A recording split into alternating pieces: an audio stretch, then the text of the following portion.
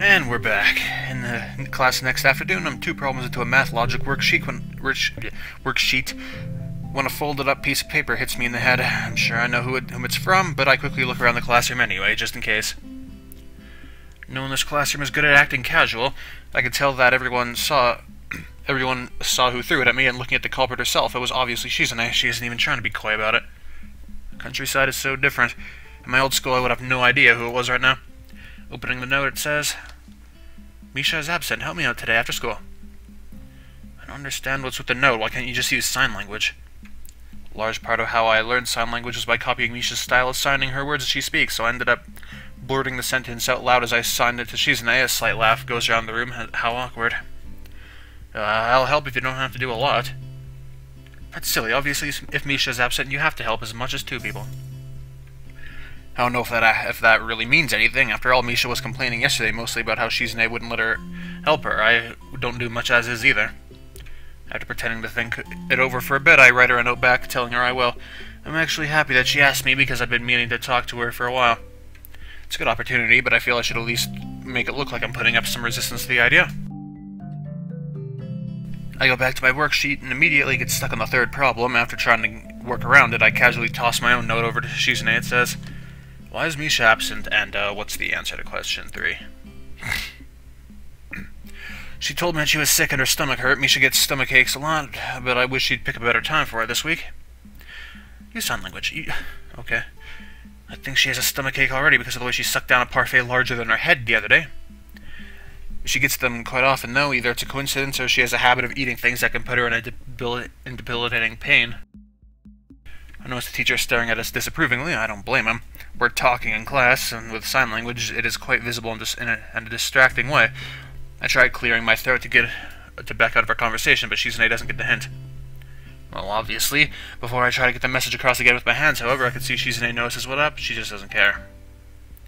Do you still want to know the answer to question 3? I will tell you, but you have to give me the answer for question 25. I was just thinking about how a teacher who didn't know sign language could think we were abusing and using it to cheat. If you were to assume the worst, I can't believe you're actually doing that, and I'm not up to 25. I want to know what the answer to 3 was. You asked first, hypocrite. You're the student council president. You can't cheat. I don't have time for this. I think I'm trying the teacher's patience to the breaking point. I'd like to continue taking pot shots at her while working on the math problems in front of me, but it would require at least 2 extra hands. Shizune's a bit more creative and gets around this limitation by using long, semi-broken strings of simpler words. I take a couple of mental notes in between being dizzied by a couple of particularly long equations. Right before the bell rings, she caps her pen triumphantly and slams it on the desk with an ear-popping crack that makes the whole room jump. Quickly forgotten because everyone would rather just go to lunch than question its origin. After a couple brief sketches, she gets up and hovers around my left shoulder. Are you still not done? I was going to ask if you wanted me to hand you in yours too while I was up. Oh, someone distracted me. I had to beg the teacher to give me 9 minutes between now and the end of passing to finish it. It's not easy to solve this one-handed while having a conversation, by the way. He wasn't happy with the request, wanted to get out of here as much as I do. And since I'm the only one problem from finishing, it looks like doesn't really believe me.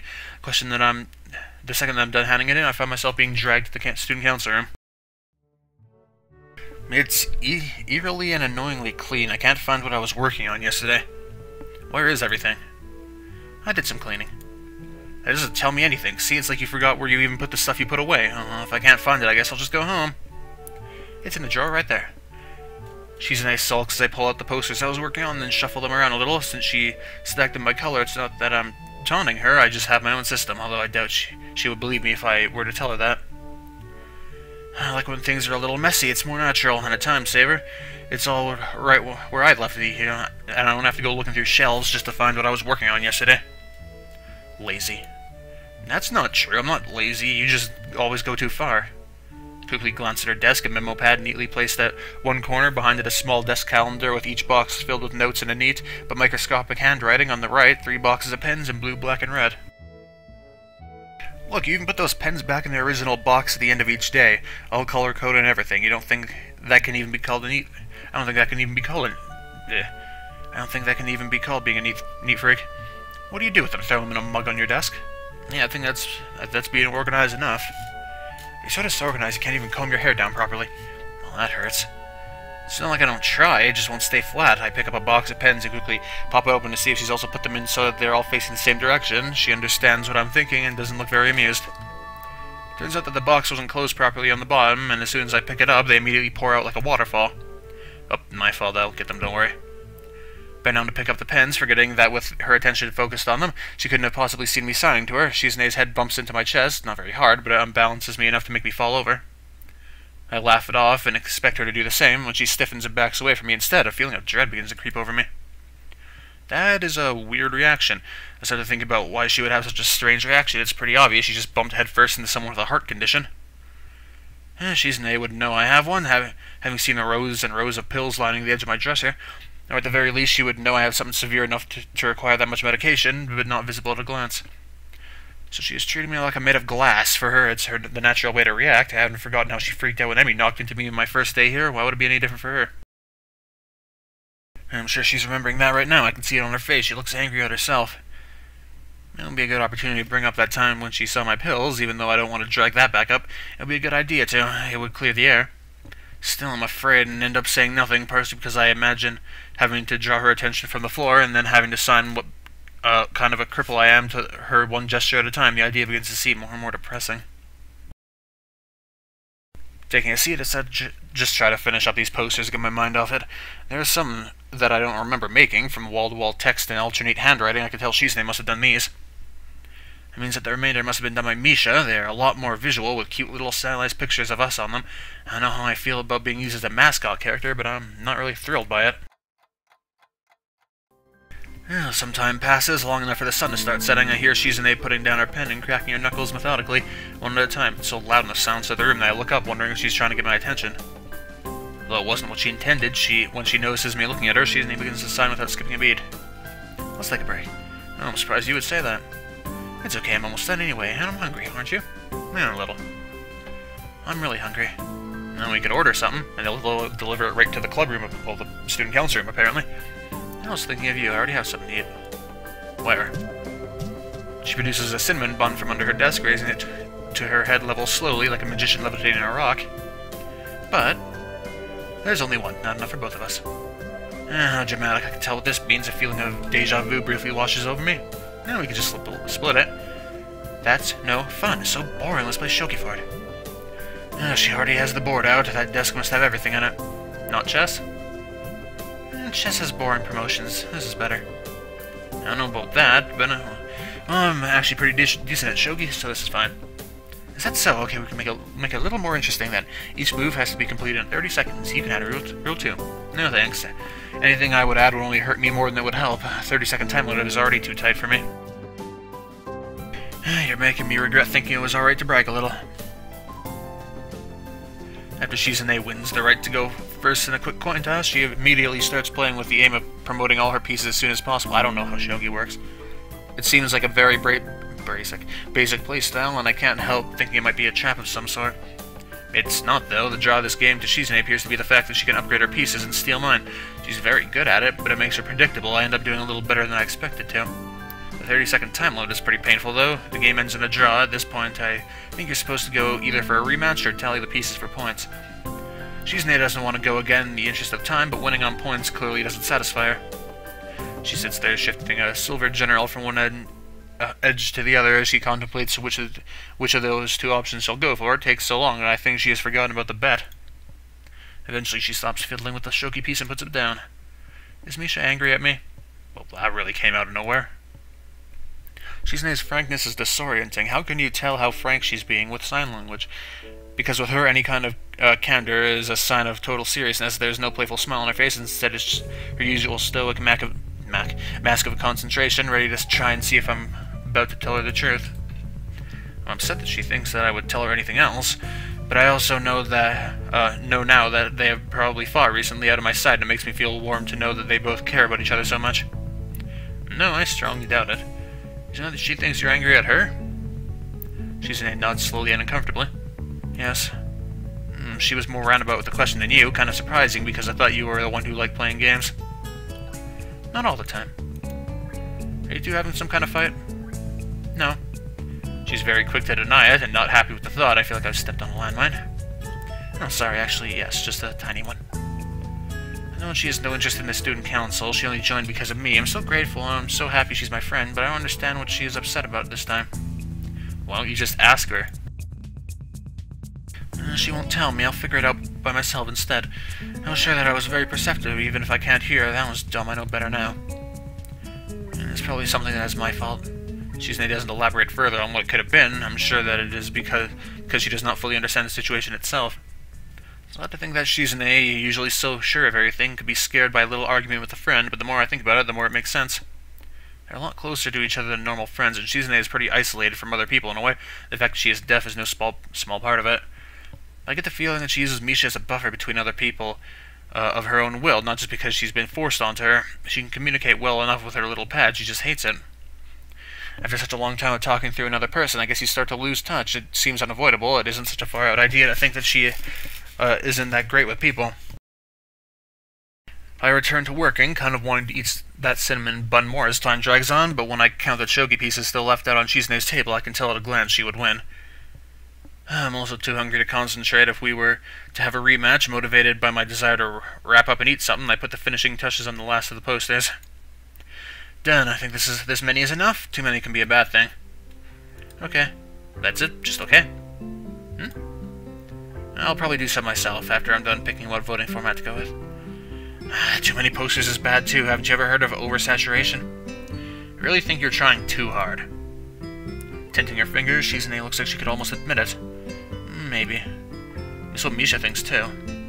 I watch as her fingers continue uneasily twining around and pulling at each other in a miniature tug-of-war. I don't mind, but I asked around in a couple classes today and interest is low. It's like you said, so... Does that make it wrong? Well, no, but it does make it kind of pointless. It's not. Yeah, but to who? I doubt even Shizune truly believes that. I'm not doing all this work just for my own ego. That isn't what I mean. The first chance to be alone with her in days, and I've already really cocked it up. Still, she doesn't actually look angry. It's more like she's frustrated that she can't express herself clearly enough since she's an expert in sign language. I wouldn't think that would be the case. I wonder what advantage being able to speak would offer her, and if she has ever thought about it. It's another project of mine, just like the festivals. I'm going to do it because it's my job. It's just that the student council election isn't as fun as a festival, so no one cares. She briefly touches her fingertips together as if to say, but maybe. But there is some truth to it, but Shizune doesn't want to say anything that could be boiled down into something so glib. But I don't care. I want to get people riled up, but it isn't about me. I don't want to be involved at all. What do you mean? You go to, like, every single festival? Shizune waves her hand in mock indignation. Well, I have to have fun too, but you know it's not the same thing. Her spirits seem to have improved, if she can manage to crack a joke.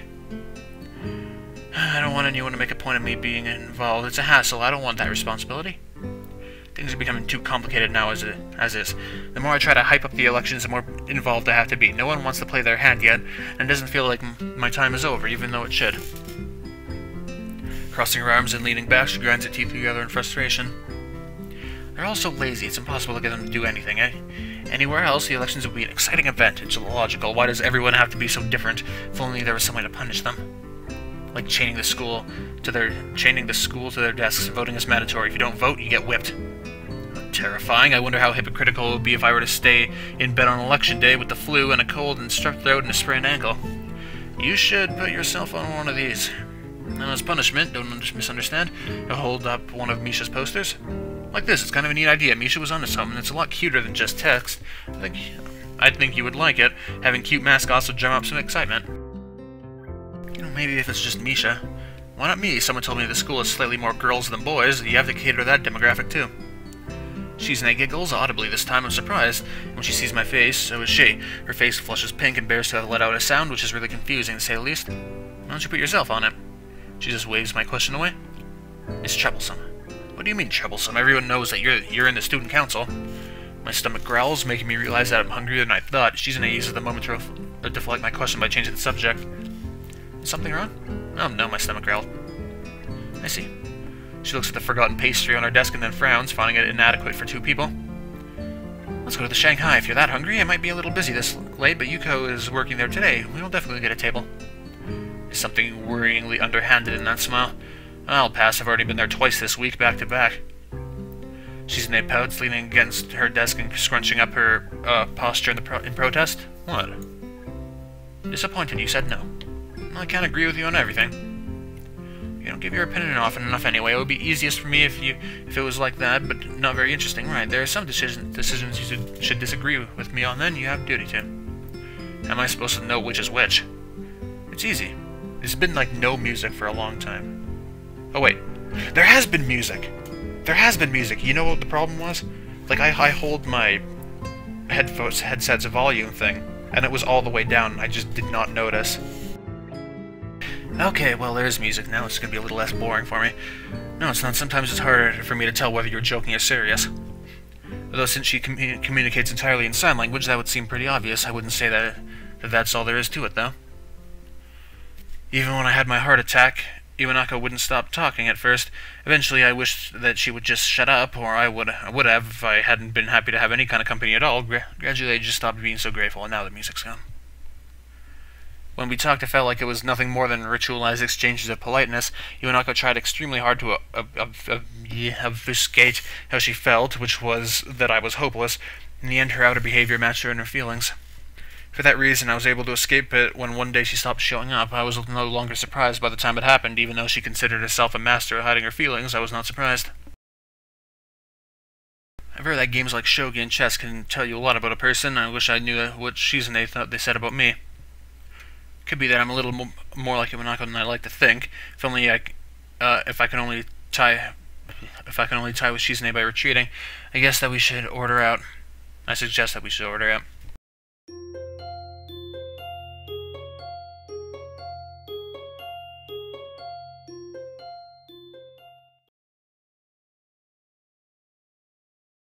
The next day I walk up to my usual vending machine at lunch, only to find that it's out of my favorite drink. Secreted so far away from most of the classrooms, between a storeroom and the library, it's like no one knew about it. I'd expected a vending machine so close to the library to be booming with customers, but then again the library is empty most of the time, and anyone who goes there is only doing it to look for stuff with stuff to pad a paper with. No one stays there longer than they absolutely have to. For the past month, it's been working out in my favor, but the trade-off with the vending machine no one knows about is that it's never restocked. Settling for a can of orange soda, I decide on drinking it here instead of waiting until I get to the cafeteria when the library door opens next to me. Huh. I've been looking for you. Yuko seems to be acting a lot more assertive than usual today, although it isn't enough to keep her from going back to mumbling immediately afterwards.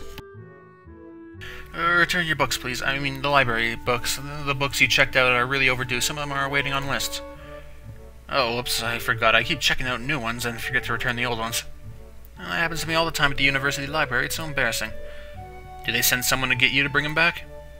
No, the university library is bigger. They don't notice if I happen to borrow something longer than normal. It's convenient because their policy on keeping the books too long is really strict, stricter than here.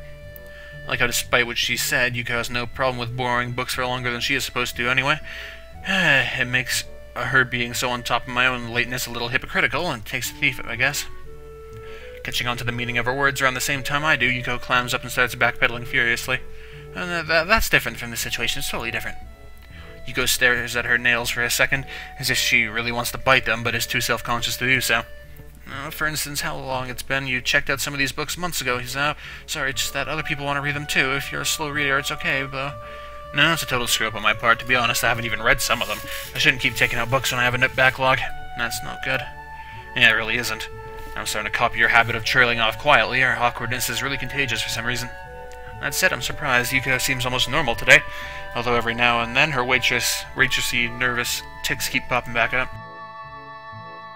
Come to think of it, she didn't act this way when I first met her. She was a little clumsy and neurotic, but it wasn't anywhere near this severe until Shizune, Misha, and I ran to her to Shanghai. Could be that Yuko has a complex about having kids from the school seeing her waitressing. Guess it was a little odd for her to pick the closest cafe to the school to work in, then. In that case, maybe the place having so few customers could be considered a lucky break. Well, I get it. I'll return them right after school. As soon as possible, please. Wait, can I ask you for one more thing? Sure, what is it? I have to go for a while, but I can't just leave the library empty. Sorry, but can I ask you to watch it while I'm gone, just for a little bit? I'll be right back as soon as possible. You're in a student council, so I'm sure if you did it, it would be okay. Alright, I'll do it, don't worry. Thank you. Yuko quickly slides forward as if she's so grateful she is about to give me a hug, but she stops 2 centimeters into it, which ultimately just makes the gesture look extremely confusing. I'm also surprised she can control her momentum so well, since she seems kinda clumsy. Poor can say as much as you're welcome. She's already dashing off with the urgency of someone late to an appointment. Well, that could be the case, but I wouldn't feel safe assuming so. It's Yuko, and she seems like the kind of person to treat everything that way.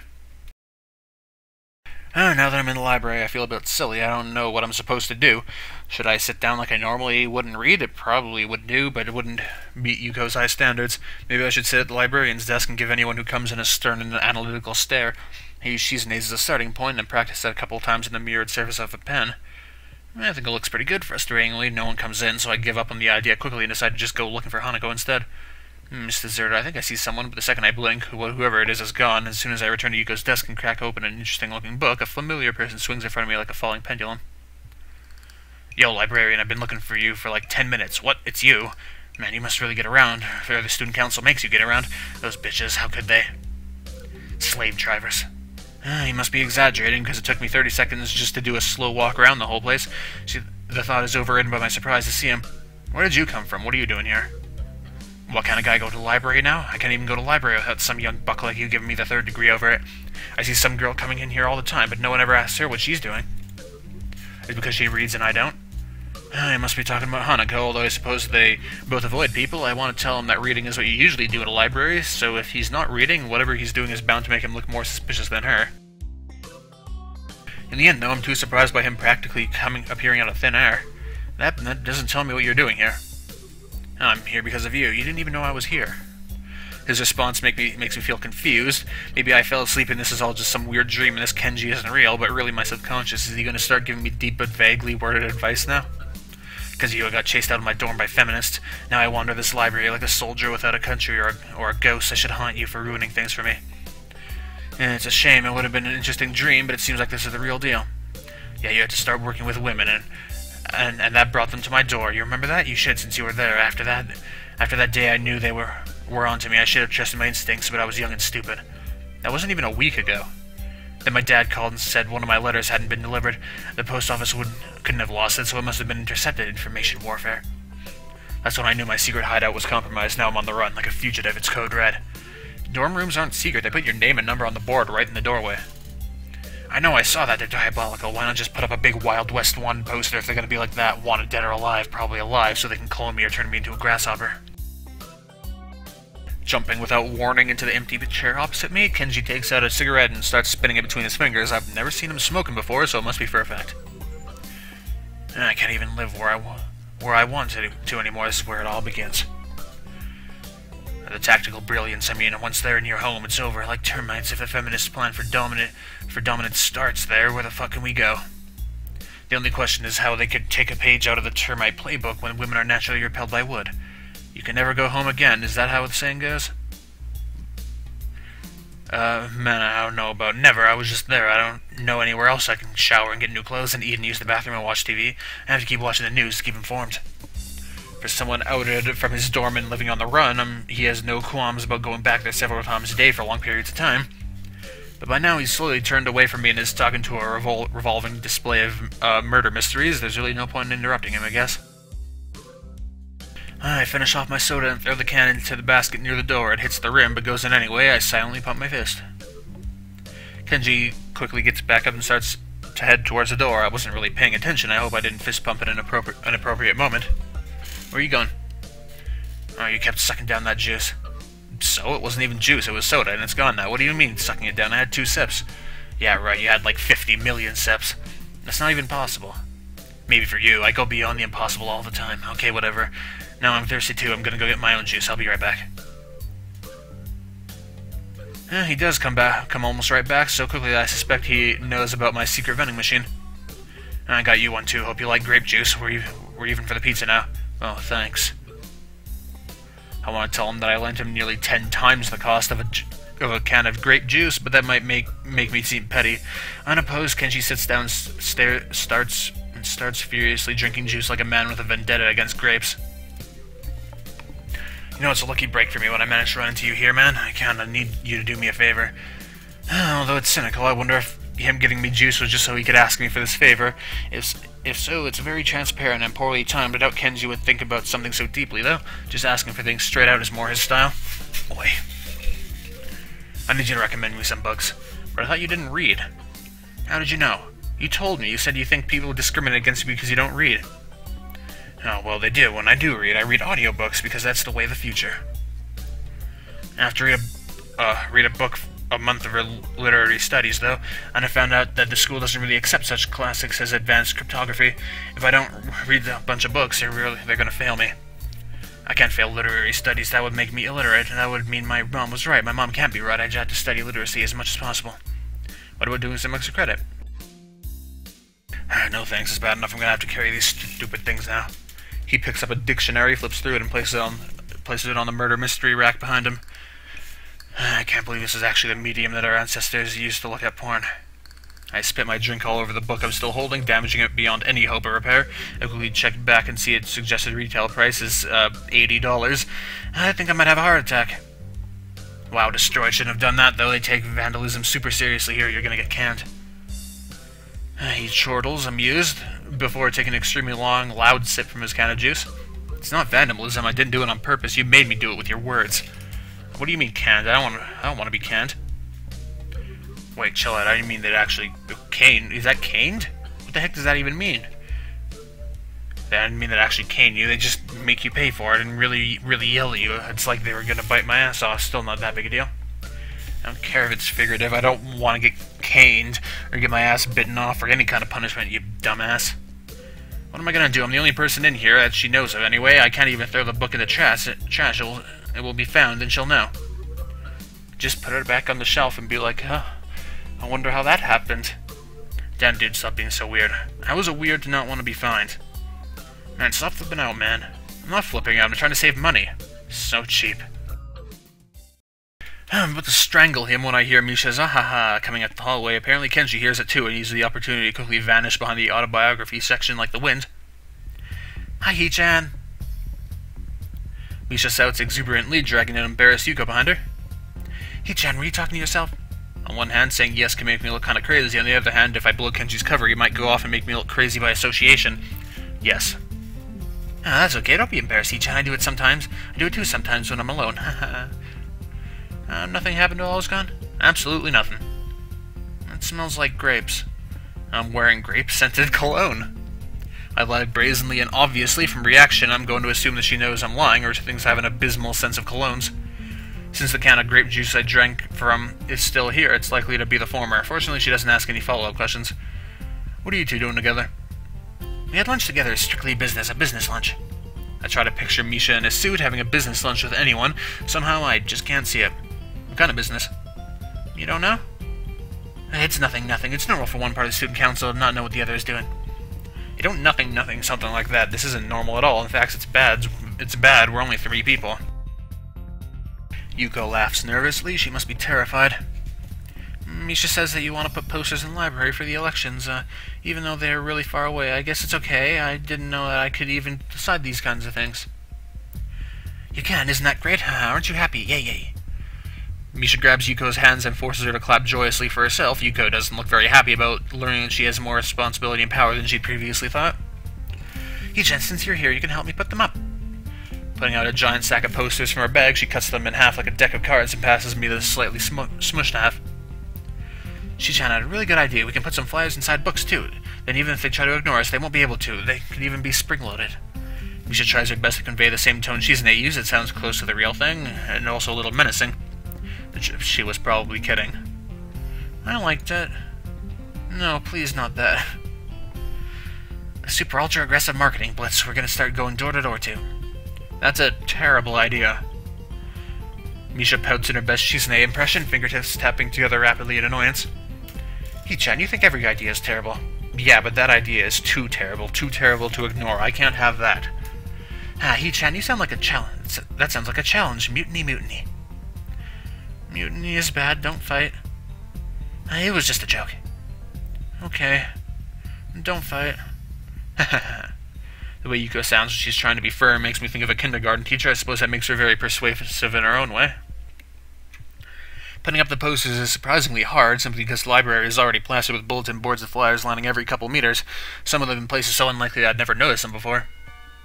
Deciding which of them to peel off in favor of our own adds a lot of time to an otherwise simple job. By the time the bell rings, the signal of the end of lunch, Misha and I still have a sizable amount of posters left. As we leave, I decide to stick one right by the door. It must be one that Misha did. And there's a little drawing of Shizune on the bottom.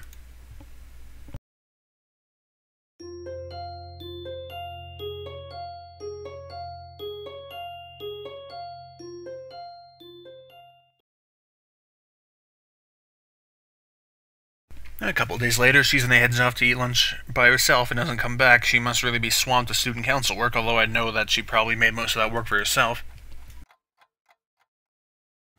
When I go to the student council room, I find the door unlocked. Before opening it, I hold back for a second to see if I'll hear Misha laughing through it. Nothing. I'd almost take that as a sign that no one's in, but Shizune wouldn't leave the door unlocked in that case. She's at her desk, sleeping in her chair with her arms folded over her chest. What a stiff pose. If it weren't for her eyes being closed, there'd be no way to tell that she was asleep. In fact, I can't even be sure she's asleep now. Normally, I'd tap my desk to wake anyone up, but it wouldn't work with her. I immediately start thinking of tricks I could play on her if she's sleeping. It's disappointing my train of thought goes in those kinds of directions. Hello, good afternoon. Oh, she signs one greeting with each hand. It's really confusing. Now, hey, what were you doing, secretly slacking off? Shizune smiles, but lowers her head to conceal it and tries her best to look annoyed instead. Don't just stand there, it makes me nervous. I'm sitting down, you're not. Yeah, I take a seat in the nearest chair while Shizune pauses to adjust her glasses on the bridge of her nose like she's fine-tuning an instrument. Why are you so far away? Oh, does that make you nervous too? Pursing her lips, Shizune doesn't look too amused by my taunting her. I had some free time, so I thought I'd drop by and see if you were still busy. Do you want to help me? Yeah. Too bad. I'm grateful, but it's not necessary. I just finished the last of it, and now everything that's needed to be done is done. So formal. Misha was just as businesslike yesterday. Are you both getting serious for official student council business?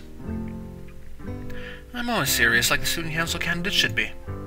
That was fast from zero to immediately criticizing people who aren't even her colleagues yet before I've had a chance to stretch my legs. At least the presidents, they need to be initiative. Then maybe they can motivate everyone else, or at least strong-arm them along. But even though there's a bunch of them, it's all so wishy-washy. There's no one running for vice president, so they all want a big prize, but none of them have the right to drive for it. And then the treasurers are always so flaky. I've decided to use my power to just eliminate the position. Wait a sec, please. Wait a sec, please. Can you even do that? I don't think it works that way. It is how it is. With that, Shizune stares grimly into the distance, rubbing the frame of her glasses. That answer doesn't answer the question, future dictator. I'm disappointed. They should want me out of here faster because they want the job, or at least disagree with me having the job. If I can't mobilize a bunch of student council wannabes for either reason, all my work will still be for nothing. If they're going to be slow about it, I'll just hold on to my office as long as possible. Shizune punctuates the sentence with a snap of her fingers, creating a sound as sharp as a gunshot. I wonder if she knows how loud she can do that. It's definitely an attention grabber, so I can only see it as invaluable to a mute. She might have practiced it because of that. All of it, huh? That's too harsh. I always thought this is the real test. Leaving a lasting impression is important. It's why I don't build sandcastles that crumble when you leave. Well, maybe, but if I see an especially neat one I still think it's impressive, I'll say it's impressive. I kind of admire you, so to me it wasn't for nothing. She tugs at her glasses as she wants to take them off, smiling wryly. Sorry. I was careless and something selfish slipped out. I always wanted to stand at the top. It didn't matter what it was as long as I was the best at it and understood it completely and made it my own. Like when you hear a song and dream of being a musician, or see a plane and wish you could be a pilot. Have you ever had a dream like that? Yeah. The first time I played soccer, I'd wonder if maybe I could ever get good enough to wow people. That was just a fantasy, though. As soon as I saw the gap between me and people with real talent, I put those dreams behind me. Well, with my heart the way it is, I can't play soccer anymore anyway. Do you still have dreams like that? No, they're unrealistic. I realized that very quickly. There's always someone better. A nostalgic expression crosses her face. She looks oddly mature right now, as if the days of competing vigorously against others for supremacy are long behind her. Of course, I know that nothing could be further from the truth. Just last week, she wanted to see which one of us could blow the biggest bubble with a piece of gum. It could be that she was even worse when she was younger, a terrifying thought. I like that. There was always someone better. When someone greater than me would appear, I'd get so excited I'd want to challenge them. Even though in the end, they would usually turn out to be better, and I would be left in awe. There are some people who are on a different level completely. After a while, I got jealous. I wanted something like that for myself. Is that what the student council is? The thing just for you? No, even though it feels like that sometimes, that isn't why I decided to do it. That is another story entirely. But I like being student council president, even if the work is hard and I'm always biting off more than I can chew. That is what keeps it exciting. People at the top shouldn't be able to be comfortable all the time anyway. You sound like a farmer. Although they wouldn't suit her, Shizune would look cute in overalls and a straw hat. I don't know about that. So if that wasn't the reason, why did you run for the job? I didn't, but afterwards I decided to stick with it anyway. I just wanted the student council president because the old student council was stupid. I want to stir people up so that they will be able to say that was interesting, today was interesting, that kind of thing. Memorable experiences. I'm happy because I think we succeeded, you and Misha and me. I have a selfish desire too, though. At first it was something I thought would only be a nice bonus, but I've gotten greedy. That is why it would make me happy if the elections go smoothly. It would be the only way that I could see that my wish was granted. What is it, then? It's a secret.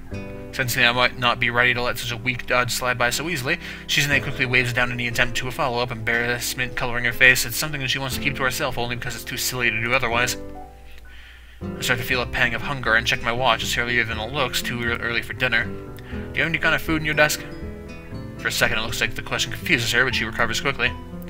Desks are for supplies. Food is supplies. Oh, you should have eaten lunch. I didn't think it would be a problem if I didn't. If I was working, I wouldn't have to think about it. I'd be too busy to be hungry. She puts her hand up to her mouth in a poor attempt to conceal a laugh and tries to hide it further by pretending to use it to push her glasses further up the bridge of her nose. I guess you're not, since you already ate. Not good enough to sign appropriate words, so I settled for pointing at the stack of Chinese food containers leaning precariously over the top of her trash can. Those are from yesterday. Then we're both hungry. Let's go get something to eat. Not from the cafeteria. There wasn't anything good at lunch, so I really doubt there would be anything good left over. Order some? Ordering out 2 days in a row is unnatural. Only in cases of emergencies. That is my personal policy. This is why she should think of putting some snacks in her desk. It will be an easier way of dealing with these kinds of emergencies. I want to tell her about signing out how hungry I am like 5 times and maybe too tired to be a smartass. Temptation is really great, though. Hi. Misha's distinctive up-and-down voice sounds muffled through the door. She bursts in a second later. Hichan, you're here too. How did you know there was already someone in here? If it opens, someone is inside. Haha. Am I interrupting? Shizune shakes her head. Great, that's really great, but I was sure I would be. Is this a break? I thought so too, but it turns out everything student council related is over for now. Is that why you're here? Yeah, that's right, Hichan.